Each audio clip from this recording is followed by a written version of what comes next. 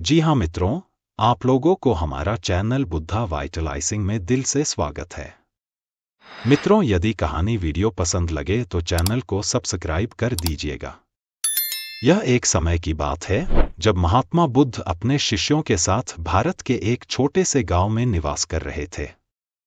बुद्ध का व्यक्तित्व अत्यंत करुणामय और शांति प्रदान करने वाला था और उनकी शिक्षाओं ने लाखों लोगों के जीवन में परिवर्तन किया था। उनके पास आने वाले लोग विभिन्न प्रकार की समस्याओं से घिरे होते थे, कुछ जीवन के कष्टों से, कुछ अपनों के खोने से और कुछ जीवन की उलझनों से। लेकिन हर व्यक्ति जो बुद्ध के पास आया, उसे एक नई दिशा मिली, एक नई रोशनी मिली। गांव से कुछ दूरी पर एक घना जंगल था। उस जंगल के किनारे एक छोटा सा घर था जिसमें एक महिला रहती थी। उसका नाम मनोरमा था। मनोरमा का जीवन अत्यंत दुखद था। उसने अपने जीवन में कई कठिनाइयों का सामना किया था। उसकी शादी एक अच्छे व्यक्ति से हुई थी, लेकिन कुछ वर्षों बाद ही उसके पति का एक दुर्घटना में निधन हो गया। इस आघात ने मनोरमा को पूरी तरह से तोड़ दिया। इसके बाद उसकी स्थिति और भी कठिन हो गई। उसके पास आय का कोई साधन नहीं था और वह किसी तरह से जीवन की गाड़ी खींच रही थी। लोगों ने उसकी मदद करने की कोशिश की, लेकिन वह किसी से कोई सहायता नहीं लेना चाहती थी। उसका बेटा भी बीमार रहता था और उसकी देखभाल में मनोरमा की पूरी ऊर्जा समाप्त हो जाती थी।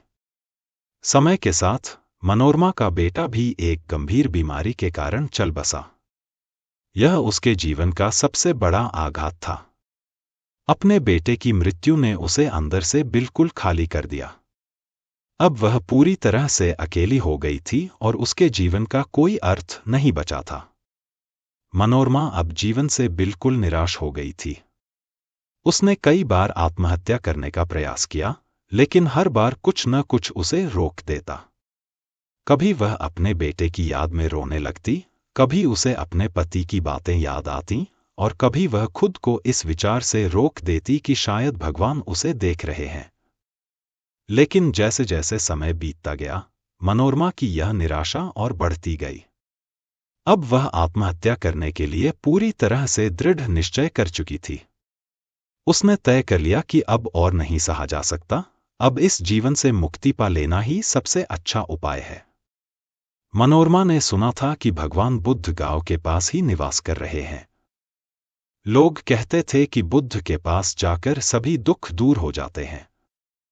हालांकि वह अपने आप में यह मान चुकी थी कि उसके दुख का कोई समाधान नहीं है, फिर भी उसने सोचा कि मरने से पहले एक बार बुद्ध से मिलकर देख लेती हूं। शायद वह मेरे जीवन के दुखों का कुछ हल बता सके। मनोरमा ने एक सुबह भगवान बुद्ध से मिलने का निर्णय लिया। वह अपने घर से निकली और बुद्ध के निवास स्थान की ओर चल पड़ी। जब मनोरमा बुद्ध के पास पहुंची, तो वह अत्यंत थकी और हारी हुई लग रही थी। उसकी आंखों में आंसू थे और चेहरा उदासी से भरा हुआ था। वह बुद्ध के चरणों में गिर गई और रोते हुए कहने लगी, भगवान, मैं जीवन से बहुत निराश हो चुकी हूं। मेरे जीवन में कुछ भी अच्छा नहीं बचा है। मैं अब और नहीं जीना चाहती। कृपया मुझे इस दुख से मुक्ति दिलाएं।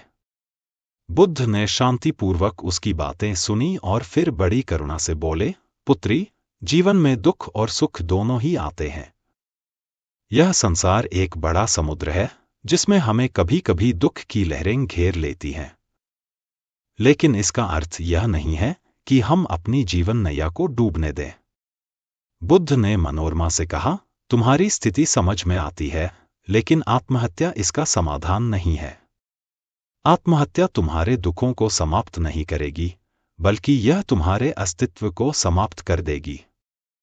हमें दुखों का सामना करना चाहिए, न कि उनसे भागना चाहिए।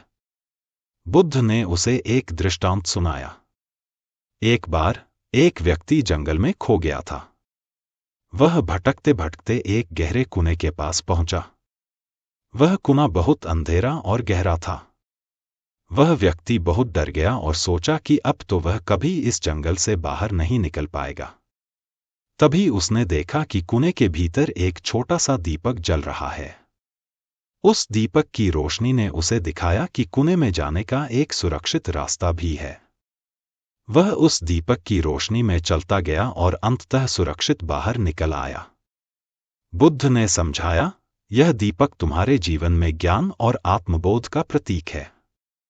जीवन के दुख भरे कुएं से बाहर निकलने के लिए हमें आत्मज्ञान की रोशनी की जरूरत होती है। अगर तुमने जीवन की कठिनाइयों से हार मान ली और आत्महत्या का रास्ता चुना, तो तुम उस दीपक की रोशनी को अनदेखा कर रही हो जो तुम्हें सही रास्ता दिखा सकता है। मनोरमा ने बुद्ध की बातें ध्यान से सुनी और उनके शब्दों में एक गहरा अर्थ पाया। उसे समझ में आया कि उसके जीवन में जो कुछ भी हुआ वह उसके कर्मों का परिणाम हो सकता है, लेकिन इसका अर्थ यह नहीं है कि उसे अपने जीवन का अंत करना चाहिए। मनोरमा को अब महसूस होने लगा कि जीवन में दुख भी आवश्यक हैं, क्योंकि वे हमें कुछ सिखाते हैं। बुद्ध ने उसे जीवन की सच्चाइयों से अवगत कराया और उसे बताया कि जीवन को समझने के लिए हमें दुखों का सामना करना पड़ता है, न कि उनसे भागना चाहिए। बुद्ध ने उसे ध्यान और साधना का मार्ग दिखाया, जिससे वह अपने मन को शांत कर सके और अपने दुखों का सामना कर सके। उन्होंने उसे यह भी बताया कि जीवन में सकारात्मक दृष्टिकोण रखना कितना महत्वपूर्ण है। मनोरमा ने बुद्ध की शिक्षाओं को आत्मसात किया और अपनी जीवन यात्रा को नए सिरे से शुरू किया। वह अब आत्महत्या का विचार त्याग चुकी थी और उसने अपने जीवन को एक नई दिशा में आगे बढ़ाने का निर्णय लिया। इस कथा से हमें यह सीख मिलती है कि जीवन में चाहे कितने भी दुख क्यों न हों, आत्महत्या का विचार कभी नहीं करना चाहिए।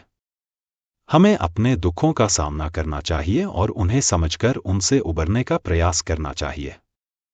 महात्मा बुद्ध की यह कथा हमें यह भी सिखाती है कि जीवन का हर क्षण महत्वपूर्ण है और हमें उसे सकारात्मक दृष्टिकोण से जीना चाहिए। दुख हमें जीवन के सत्य का एहसास कराते हैं और हमें उनका सामना करते हुए जीवन को आगे बढ़ाना चाहिए।